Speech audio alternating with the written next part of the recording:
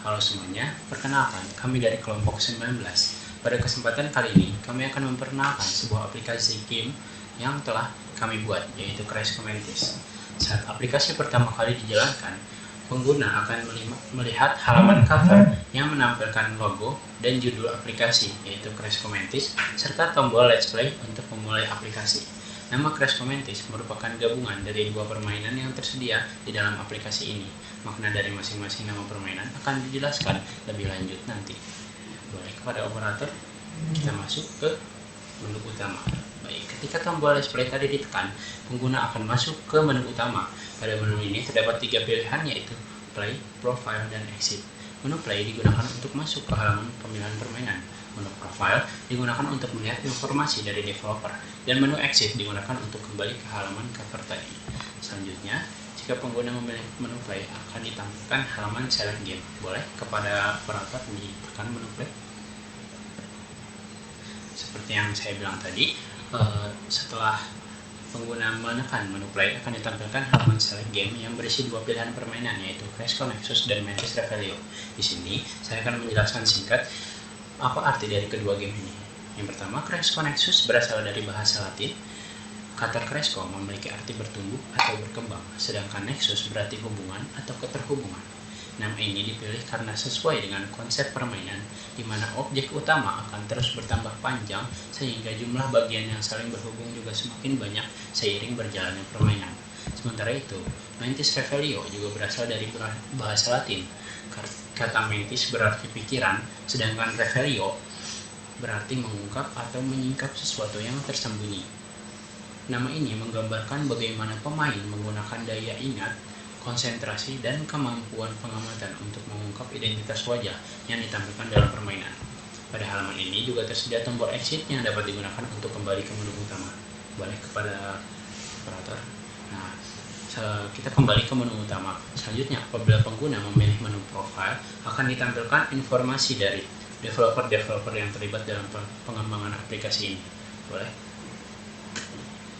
Dari sini, kita dapat melihat developer yang telah membangun aplikasi ini. Pertama, Muhammad Zarka Syafaza, lalu kedua Raihan Aditya Hardian, serta yang terakhir Raka Maulana Ihsan selaku saya sendiri. Pada halaman ini juga terdapat tombol exit yang berfungsi untuk kembali ke menu utama. Boleh kepada baik. Selanjutnya, kami akan kembali masuk ke menu play dan menuju halaman select game. Boleh kepada operator ditekan. Untuk penjelasan lebih lanjut mengenai gameplay, fitur, dan cara bermain dari masing-masing permainan akan disampaikan oleh rekan-rekan saya. Rekan pertama yaitu Rehan Adityo akan menjelaskan game yang bernama Crash Nexus. Kepada Rehan Adityo, waktu dan tempat dipersilahkan. Oke, terima kasih pada Raka Maulana atas kesempatannya. Baik, di sini saya akan menjelaskan program dari game Crash Nexus atau snack game ini. Nah, boleh kepada operator di select permainannya. Nah, di sini kita masuk ke menu How to Play.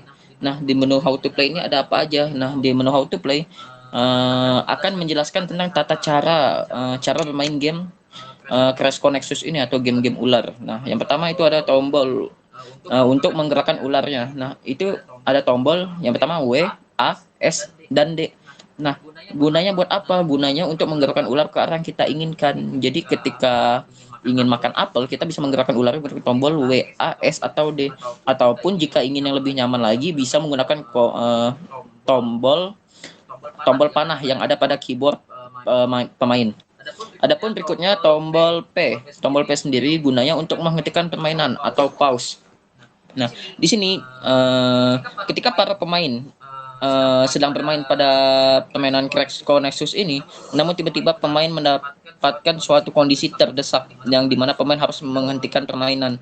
Nah, gunanya tombol pause di sini, pemain bisa menyimpan data gamenya saat di pause. Jadi gamenya berhenti, cuman bisa dilanjutkan kembali ketika memencet tombol P lagi.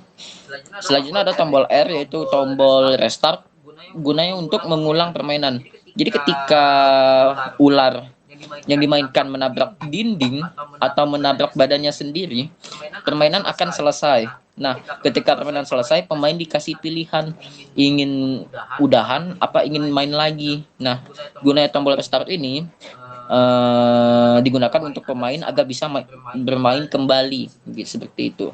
Selanjutnya ada tombol ISC guna untuk menutup permainan. Jadi setelah pemain selesai memainkan game ular ini, pemain bisa menutup permainannya dengan menekan tombol ESC. Nah, selanjutnya ada pun peringatan. Peringatan sini adalah aturan bermainnya. Yang pertama, ular tidak dapat menabrak dinding. Jadi ketika ular sudah berada di border, di daerah sekitar dinding, itu ular sudah tidak bisa menabrak dindingnya. Ketika menabrak, ular akan mati di sini. Adapun yang kedua, ular tidak dapat mengenai dirinya sendiri. Artinya ular tidak dapat melewati bagian tubuhnya yang memanjang. Ketika melewati bagian tubuh yang memanjang, otomatis itu akan menabrak dirinya sendiri. Boleh kepada operator di play permainannya. Oke, di sini kami menggunakan countdown F-timer untuk menghitung waktu mundur saat permainan. Nah, berikutnya adapun lebar formnya atau widthnya sebesar 912 dan untuk ketinggiannya ada di 441. Nah, untuk ukuran selnya sendiri itu di 19. Nah, di sini ular akan memakan apel yang berada pada sel, pada kotak-kotak yang tersedia. Nah, ketika ular memakan apel, di situ akan menambahkan skor. Nah, di mana setiap level itu skornya berbeda-beda. Contoh pada skor di level 1. Nah, pemain akan mendapatkan skor sebanyak 10 pada level 1. Nah, diperoleh juga panjangnya sebanyak 1 setiap dia memakan 1 buah apel. Nah, kita lihat di sini ular. Oke, kita lanjut.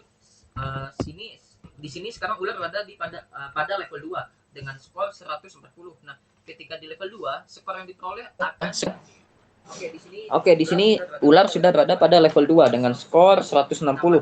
Nah, pada level 2, ular akan memperoleh nilai skor sebanyak 20. Jadi setiap naik satu level, skor yang diperoleh juga akan bertambah sebanyak 10. Nih, kita lihat selanjutnya pada level 3. Nah, ketika ular pada level 3, ular akan memperoleh nilai sebanyak 30. Dapat dilihat dengan panjang 20. Nah, boleh kita lihat sampai ke level 4. Nah, mungkin di sini permainan selesai. Pada permainan selesai akan muncul skor, level dan panjang yang diperoleh pada permainannya. Nah, di sini diperoleh skornya 260 pada level 3 dengan panjang ular sebanyak 21 kotak. Nah, di sini diperoleh juga new high score karena skor sebelumnya diperoleh 70. Nah, di sini ada tombol yaitu R ulangi atau SC kembali ke menu. Nah, boleh coba kepada operator untuk mengulangi permainannya. Nah, ketika ditekan akan kembali ke permainannya dan mengulang dari awal kembali. Boleh langsung saja ditabrakkan ke dinding. Nah, ketika ditabrakkan di dinding, di sini muncul skornya. Di sini skornya diperoleh 10 level 1 dengan panjang 5. Nah, di situ tercatat nilai base skornya itu 260 pada permainan sebelumnya.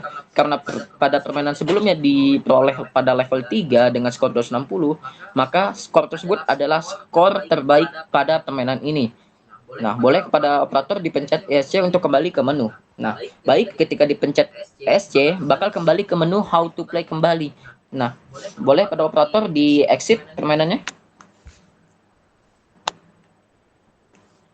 Oke, permainan sudah di exit.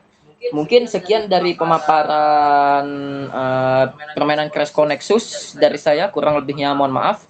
Saya kembalikan lagi kepada Raka Maulana. Baik, terima kasih kepada rekan saya Rehan Aditya yang telah memaparkan permainan Crash Nexus ini. Selanjutnya kita beralih ke game kedua, yaitu Mantis Revelio yang akan dijelaskan kembali oleh rekan saya Muhammad Zarka Syafaza. Namun karena Zarka Syafaza telah menjadi operator, jadi akan berdua dengan saya. Baik, selanjutnya game yang kedua yaitu Mantis Revelio atau tebak wajah. Jadi di sini sama seperti game sebelumnya, ada tombol selectnya. Jika kita pencet, kita akan ke tempat di mana ada tulisan how to play yang diisi dengan instruksi yang diberikan oleh para developer. Jadi di sini ada 10 instruksi yang dapat dibaca. agar mengefektivitas waktu dan agar tidak terlalu lama juga, maka kita akan langsung saja kepada permainannya. Di sini ada tombol play yang dimana kalau misalnya kita pencet, kita bakal ke menu selanjutnya, yaitu adalah gamenya tersebut. Nah, di sini game itu seperti game tebak gambar pada umumnya. Jadi di sini ada beberapa potong bagian wajah yang bisa kita tebak, dan bisa kita tebak dari siluetnya ini adalah mantan presiden kita, itu Pak Joko Widodo. Dan jika benar, dan juga jika sudah menjawab, kita bisa memencet jawab dan akan muncul tulisan benar berwarna hijau di bawah dan oke untuk ke jawaban selanjutnya. Jika kita pencet oke-nya, maka akan ada menu di mana foto fullnya dan namanya. Selanjutnya, di sini ada tombol next yang jika kita pencet, kita akan ke menu berikutnya, yaitu adalah pertanyaan berikutnya, yang dimana sama seperti sebelumnya, tapi saya akan mencontohkan jikalau kita salah jawab. Di sini kita jawab asal saja dan jawab. Nah, kalau misalnya salah jawab, kita tidak akan ada tulisan oke untuk ke menu selanjutnya, melainkan tulisannya salah dengan berwarna merah. Jika kita isi dengan benar, maka tulisan merah itu akan berubah menjadi tulisan hijau dengan tulisan benar, dan akan ada tombol oke untuk ke menu berikutnya. Sama seperti tadi, di sini pun ada tombol next. Nah, di sini kami menyiapkan 5 pertanyaan dan semuanya konsepnya sama, akan tetapi orang-orangnya berbeda. Sambil mengisi, saya akan menjelaskan tentang apa saja yang kami menggunakan di sini. Jadi di sini kami menggunakan T-Image untuk memasang fotonya dalam menu tersebut. Nah, bisa dilihat ada fotonya juga. Terus jika di tempat yang tebak-tebakannya itu, di sini ada 2 kolom. Yang satu kolom untuk mengisi namanya, dan yang satu lagi kolom untuk jawaban benar atau salahnya. Nah, di sini juga ada button jawab, yaitu untuk menginput jawaban yang sudah diisi. Dan jika kita jawab, maka jawabannya terinput kepada codingannya. Dan jika benar, maka benar, kalau salah ya salah. Nah, karena kita sudah di pertanyaan terakhir, saya akan menjawab terlebih dahulu.